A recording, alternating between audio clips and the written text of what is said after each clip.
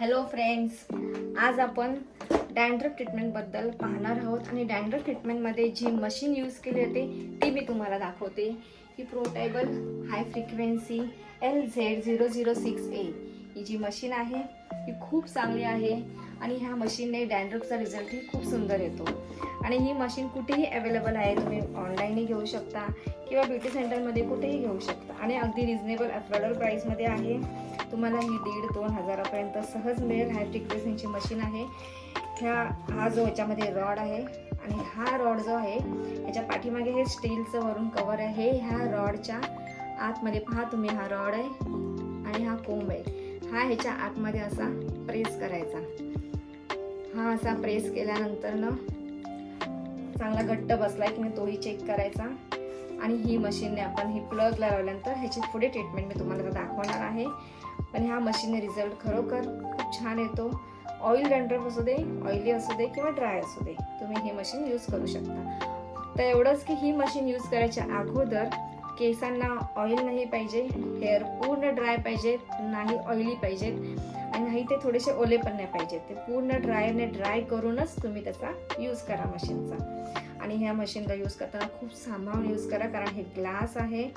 ग्लासमध्ये बनवल्यामुळे ह्याला खूप नाजूक ह्याने वापरा आणि घाबरू नका. ह्या मशीनला यूज करताना ह्याच्यातून जे रेड रेज येतात त्याने थोडीशी भीती वाटते. क्लायंटलाही सांगा तुम्ही की ह्या मशीनमुळे घाबरायचं काही नाही, कारण का ह्या रेजने थोडासा स्कार्फला थोडासा चटका बसतो पण त्याने डॅन्ड्रफ निघून जातो.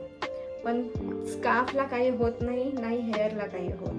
उलट रिझल्ट खूप सुंदर येतो. तुम्ही आता पुढेची ट्रीटमेंट बघा आणि मला कमेंट्स बॉक्समध्ये नक्की सांगा. थँक्यू. लावायच्या अगोदर कधी केसात तेल नाही पाहिजे किंवा ओले नाही पाहिजे, कारण शेवटी त्याच्यातून रेस बाहेर येणार, मग त्याच्यावर शॉक बसू शकतो. आणि पार्टिशन काढत करत हे असं थोडंसं स्कार्फला टच करायचं. कुठेही दाबत नाही, टच झालं की आपोआप ते रेस दिसतात स्किनला. हो, आपण कोम कसं करतो तसं करत जायचं. जो काय डॅन्ड्रफ आहे ना तो असा वर येतो. सारखं नका यूज करू, शेवटी ते इलेक्ट्रिक आहे आणि ते रेस बाहेर येतात ना. क्वचित काहीतरी महिन्यातून एकदा वगैरे खाली ओले.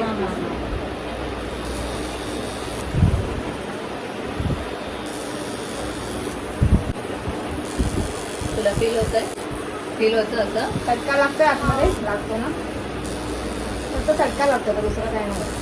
म्हणजे गरम लागतं म्हणजे काय होतं सांग, तुला काय फील होतं?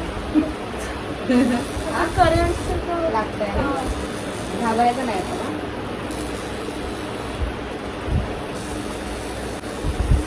सगळा डॅन्ड्रफ ह्याने वर येतो. याच्यानंतर मग पुढच्या आपल्या नॉर्मल ट्रीटमेंट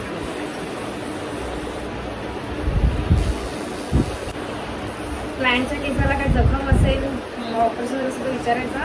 तर येऊन बसतील थोड्या, आपल्याला माहिती नसतं काय त्यांचं टाके असतात काय त्यांच्या कुठे कुठे केसामधून दिसत नाहीत ना त्या. मग त्याला नाही करायचं, त्याचं नाही. कशाला वस्तू यूज करायची, मग त्या टाकायकडे काय ते झालं. आणि